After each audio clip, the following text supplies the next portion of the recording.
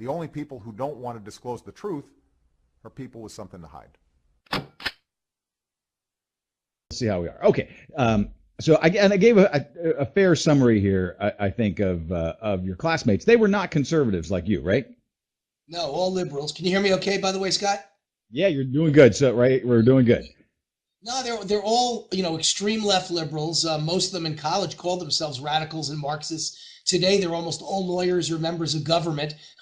And one thing I will say nice about them is they're nice people. I don't agree with their politics at all, obviously, but most of them, know where I stand, and yet they still are honest and they have integrity, and they weren't willing to say they knew Obama. Isn't that funny? People that voted for Obama and wrote checks to Obama and were supposedly his college classmates are not willing to lie and say, I knew him in college. Every single person I met at the Columbia College 30th reunion Saturday night on campus, none of them could say they've ever seen Obama in their lives at Columbia University. Don't you find that strange? I do. Of course, I'm just going to accuse you of what I know happened, which is you showed up at the reunion, you stood over in the corner, you're not very outgoing or sociable, and one guy wandered by and you said quietly, "Do you remember Obama?" He said, "No." And then that was it. That's all. That's the only people you talked to. You did not get a representative fair sample. That's my accusation. Yeah, what I've been saying for 4 years, excuse me, for 5 years now, since Obama even started running for president, is how come none of my classmates are willing to stand up and say they knew Obama? We get Columbia College Today magazine 4 times a year, Scott, and it lists what each of us are doing in our lives. And the guy who's in there who writes the class notes every single month for our Columbia classmates, he's never met Obama, never seen Obama, never heard of Obama. No one who's written in has ever said anything about knowing Obama.